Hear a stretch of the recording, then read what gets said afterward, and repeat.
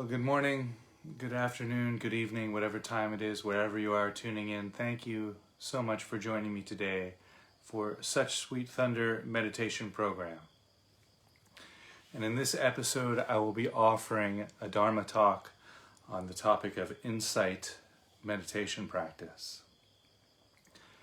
Now, before we jump into of insight, I'd like to re-announce that I am offering an online meditation retreat.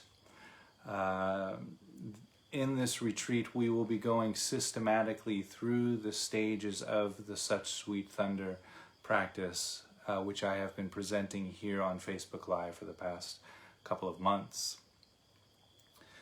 We'll start with the breath and the body, mindfulness of the breath, mindfulness of the body, healing the wound between psyche and soma, mind and body.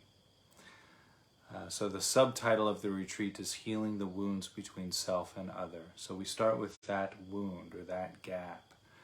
Then we bring in the experience of sound to the meditation, healing the wound between inside and outside. Spiritual teachers and contemplatives consider that boundary between internal and external to be an illusion. So we'll look at that illusion, allowing that illusion to dissolve. And then we will round out the retreat with a week of loving kindness practice. So this retreat kicks off on October 17th and it runs to November 14th. It does run for 5 weeks. We'll meet every Saturday and Wednesday evening at 7 p.m. Pacific Coast time of the United States. So adjust your time accordingly wherever you are in the world. Each session will be 90 minutes Zoom. I'm choosing that platform so that I can interact with people face to face.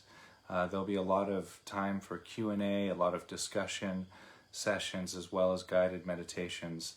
So the retreat is really a way for us to get much deeper and much into finer detail that I'm able to offer over Facebook Live. So it's a great opportunity to really deepen your meditation practice, or if you're new to meditation, a great way to learn a very thorough and complete meditation practice that you can keep with you for the rest of your life. So I highly recommend signing up. This is offered in conjunction with Contemplative Light. So you can sign up either on my website, www.suchsweetthunder.org, or you can sign up on the Contemplative Light website, which is contemplativelight.com. So I think that's what I want to say about that. And without further ado, I'm going to jump into my offering today on insight meditation practice. Now, the reason why I'm offering this talk today is it is the last stage or the closing stage of the Such Sweet Thunder meditation practice. So if you've been following along, great. If not, don't worry. You can enjoy this episode. And then if you wish, if your curiosity is piqued, you can go back through the previous episodes. They're all available here on Facebook. They're available on my website, on my YouTube channel, and on Instagram as well.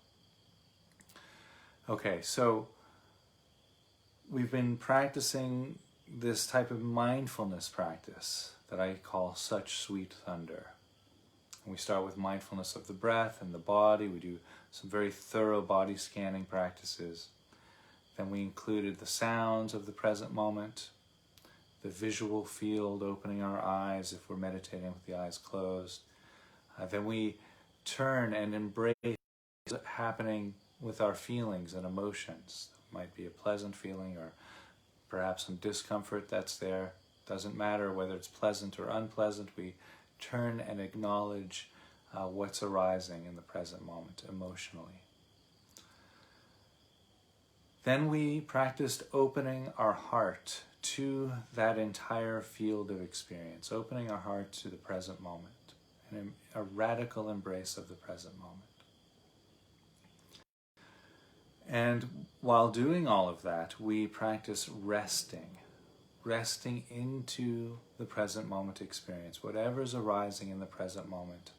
And if something takes us out of the resting, if there's a distracting thought, for example, or some kind of ache or pain in the body, maybe the foot's falling asleep, there's a soreness somewhere in the body, perhaps the shoulder or the knee, or maybe something in the visual field grabs your attention maybe for a moment.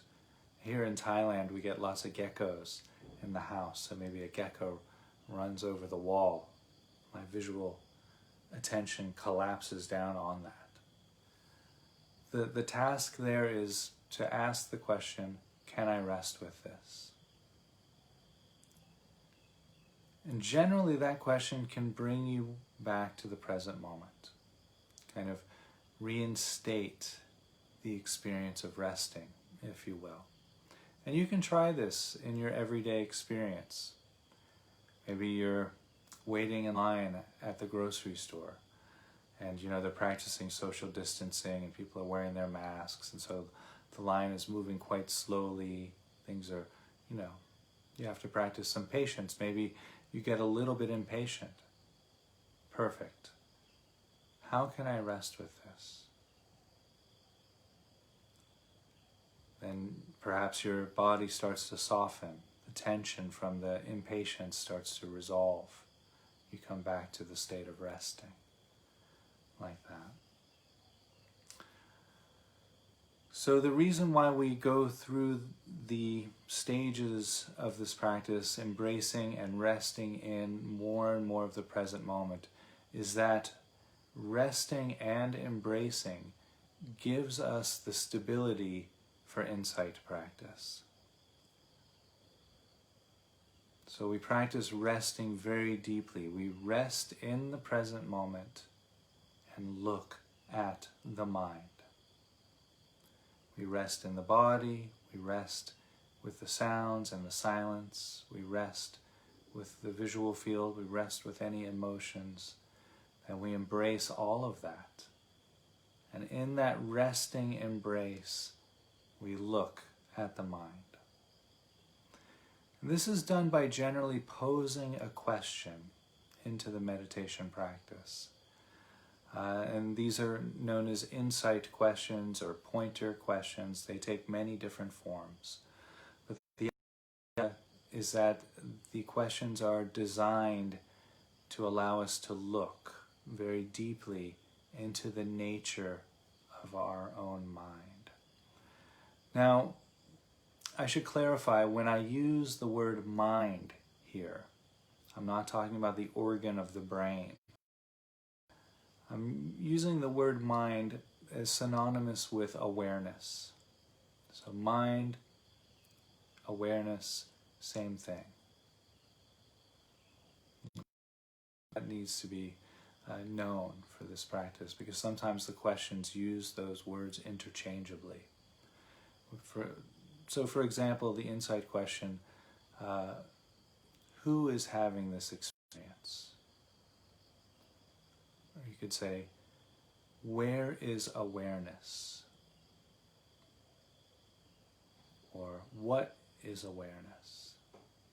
These are all different pointer questions or insight questions. My favorite currently is, what is the relationship between experience and awareness? Beautiful. Now, I've gotten a little bit ahead of myself, so I want to come back to the beginning and give a little bit more of a talk here.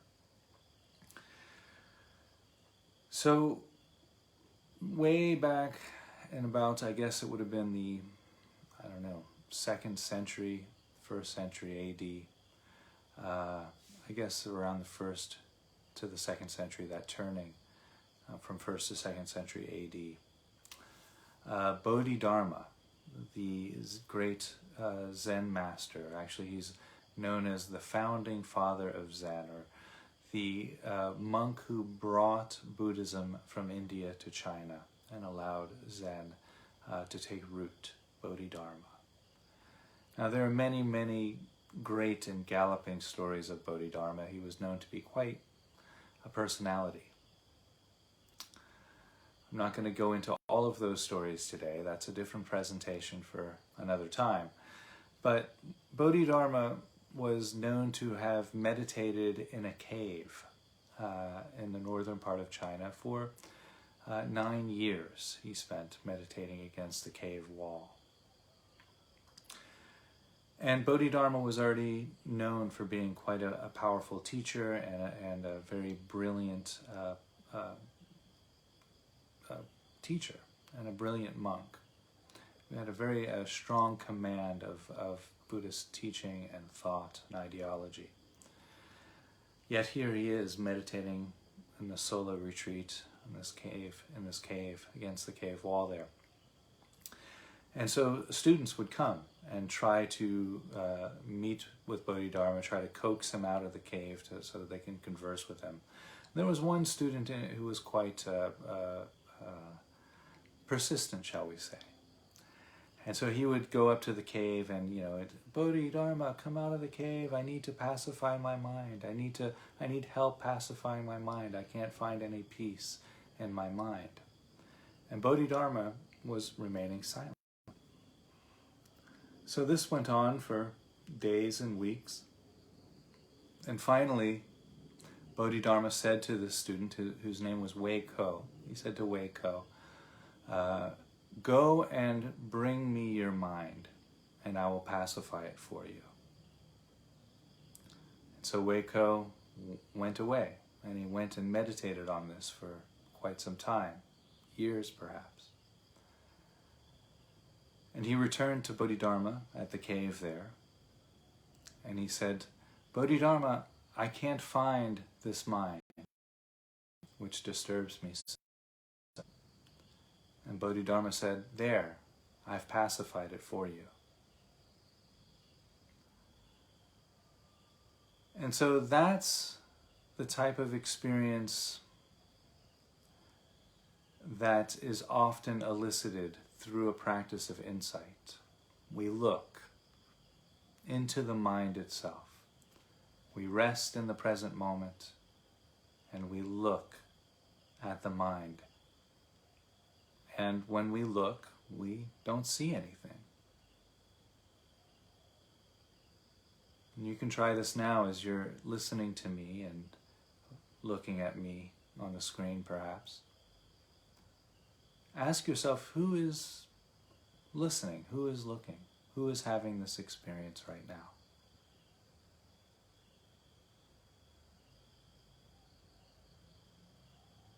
Can you find the one who's having this experience? Can you find awareness itself? Now the mind might start to think, oh, well, of course, it's me. I'm having this experience. Very common answer to this type of questioning. So then look, well, who's having that experience? If you think you feel the experiencer, or you think you feel awareness, then who's aware of that awareness? Who is experiencing the experience of the experiencer?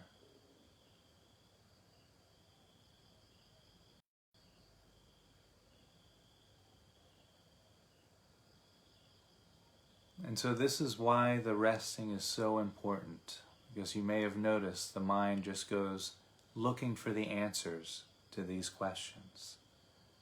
That's why at the beginning of the talk I mentioned that the questions aren't meant to be answered. The questions are meant to serve as a guide, to guide your awareness into looking at mind or looking at awareness itself. So this is why we practice resting with the breath, resting with the body, resting with the sounds, and so forth through the stages of the practice. Because that resting, deep sense of resting, gives us the stability to look at nothing itself.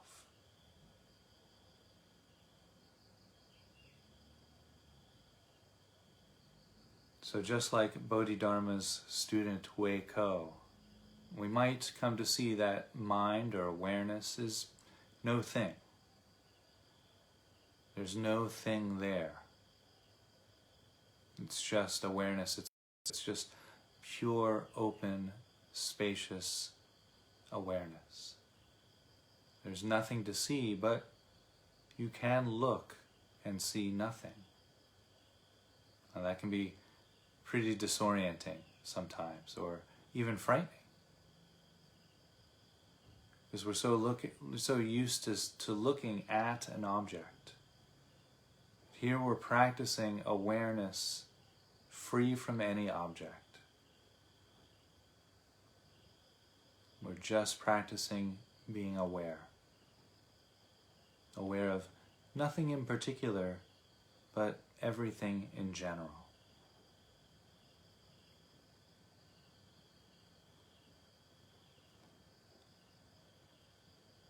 So we're resting in the present moment experience, and then we pose this question. Let's use the question for this presentation. Who is having this experience?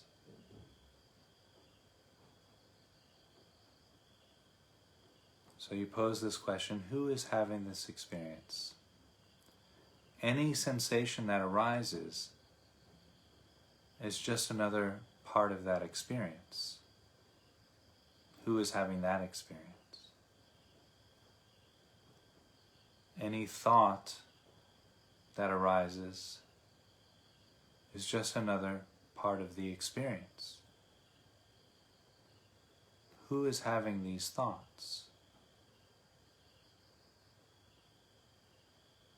Oftentimes when I teach this practice to students, they report back to me, oh, I have this amazing, blissful visualization. I was walking through the clouds, floating, and energy was coursing through my body. And one might think that that's enlightenment because it's so blissful. It's ecstatic and so foreign, so exotic, if you will. That's just another experience. Who's having that experience?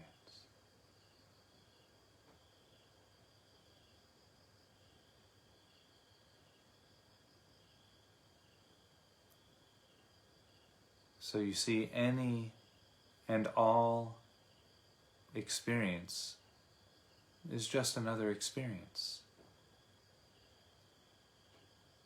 Awareness or mind, or the one who's having this experience, is above and beyond all of that. It's the one who's having this experience is beyond definition. It's beyond concept. It's beyond sensation. And so if you are meditating in this way and you pose this question, who's having this experience?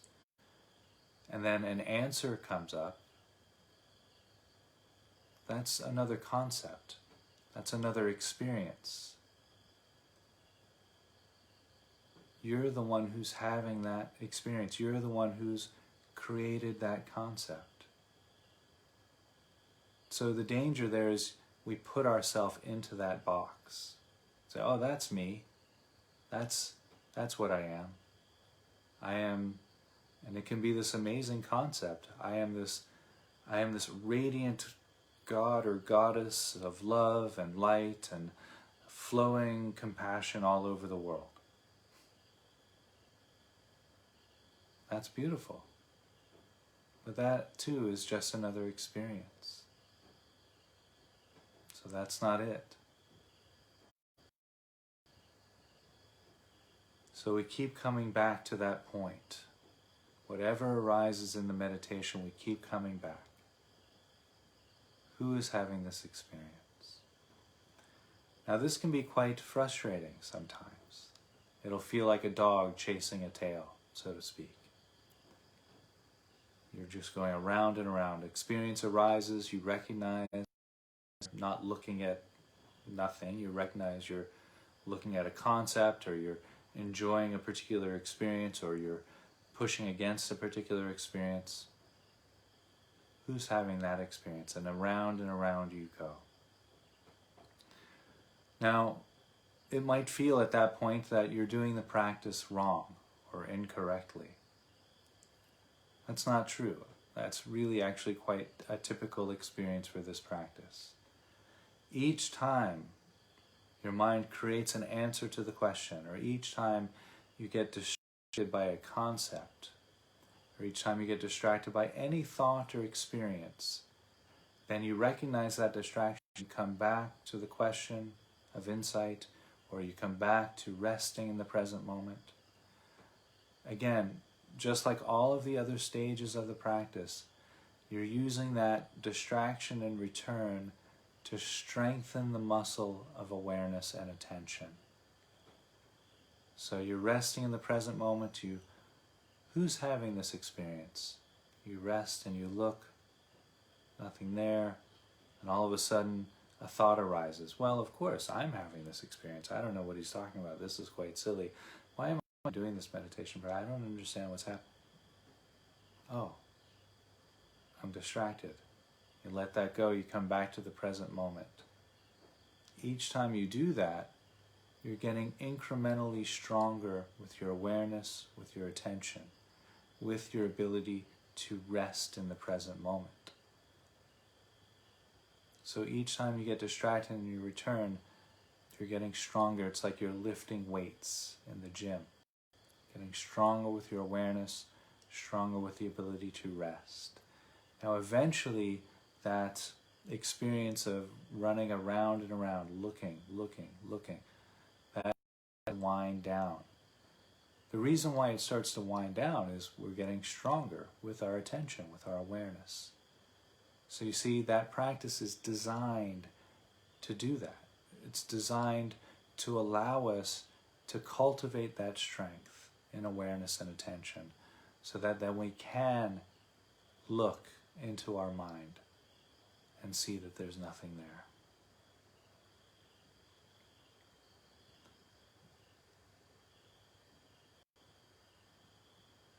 So when I often present this, I get this resistance, if you will, to this practice. People think, oh, I don't exist at all. If I look and I don't see anything, who's having this experience? And there's nothing there. That means I'm not real. I don't exist. And this type of existential fear arises, which is actually quite normal. But it's not that we don't exist. Of course, I'm here, sitting in front of these devices, giving a talk, and hopefully you are there listening. So of course we exist. It's just that we've learned to experience existence in a kind of a distorted way. As human beings, we've learned to experience ourself, our existence, as kind of a solid, fixed being, an I, a solid, permanent, necessary I. Probably behind the eyes somewhere, or maybe here in the heart area, we feel that we are there, taking up residence inside this capsule of flesh, blood, and bones. But what this practice is allowing us to see and experience is that is actually an illusion. That we do exist, but we're not a solid, fixed entity. I mean, if we were, then we would find, like, we could do surgery and cut our chest open and find, oh, there I am. Cut our chest open and there's nothing there. It's just flesh, blood, and bones, organs. Or we could, cut our head open and look inside the brain. There's nothing there but brain. I'm not there. And so that's what these practices, these teachings are directing us to. We don't need a scalpel, fortunately. We just need a heightened sense of awareness and attention. And we turn and look inside. We say, oh, I'm not this solid fixed entity, because where am I? But it's more, I guess it's more accurate to say that we are an ever-changing combination of processes. Rather than being a solid fixed entity like a noun, we're a set of ever-changing processes like a verb. Constantly evolving, constantly changing, constantly growing, constantly in response to the present moment. And this was, I'm going to talk about the Buddha here for a moment, although I'm not coming from any particular religious background. I'm completely secular when I offer these teachings. But the Buddha was one of the first teachers to have this type of insight, where he saw that this solid fixed entity isn't actually an accurate way of experiencing ourselves. And the reason why that's so important is that once that starts to break down, once we have enough insight to see that we are this ever-changing experience rather than a solid fixed I, then we stop objectifying others. We recognize that all other beings, well, they too are in this constant state of change, of constant state of evolution. And so our relationship to ourself changes dramatically, and as a result of that change, our relationship to others changes dramatically. We stop experiencing the world as me and he in this skin-encapsulated ego type experience. We stop experiencing that looking out at a world of others out there. It just becomes one experience of us. Now, the Buddha wasn't the first one to point out these types of misexperiences or illusions, if you will. In fact, if you look in the scientific world, this has been happening throughout history. My favorite example is Copernicus, the Greek philosopher who looked and looked and looked up in the sky with his telescope and with his devices until he finally realized that the Earth wasn't the center of the universe or the solar system. Copernicus discovered and then taught others to see that the Earth was actually the third planet to the sun. Before Copernicus, everyone believed that the Earth was the center and everything revolved around the Earth. All of the celestial bodies revolved around the Earth. And indeed, that's how we experience it, right? We watch the sun setting, and it actually looks to our nervous system, to the human nervous system, it looks like the sun is rotating around the Earth. But now we know that actually the Earth is rotating around the sun. But if we trust our human nervous system, if we trust our senses, without looking through those telescopes, without that insight, we would still think the Earth was the center of the solar system. Very similar to this technique of insight. Our nervous system tells us that we are a separate entity, that we are a solid fixed I, an ego, looking out at a world of solid fixed beings. And this gives us our struggle. So much suffering is created by that illusion. So much war, so much slavery, the illnesses that are created as a result of that illusion are incalculable. And that's why it's really important that we start to break that illusion down. Now, once upon a time, the illusion, as I keep referring to it as, this concept of being an ego in here, this I, looking out at a world of egos out there, others. The reason for that is that that's how we survived the Darwinian struggle.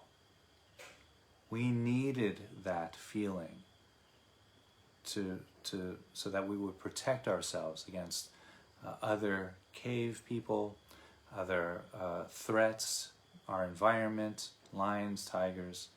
Back, in prehistoric time, that was a defense mechanism that allowed us to survive as a species.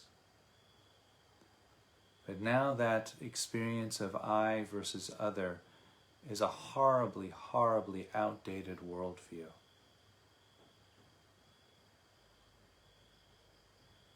So I'm inviting you all to come. Take a ride inside of your mind. Take a look and see.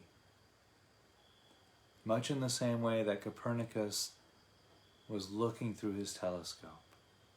There's no way you can know what you're going to find, because any preconceived notion of what this looking will bring is just another concept. And again, you might find that. You might find that concept, but that's just another experience. Who is having that experience?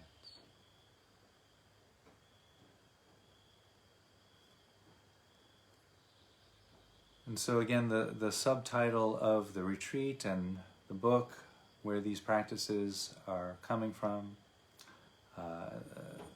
Such Sweet Thunder.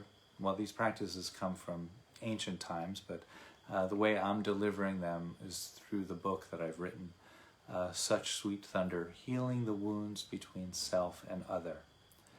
And so here, as I mentioned at the beginning of the presentation, is the pinnacle of this practice.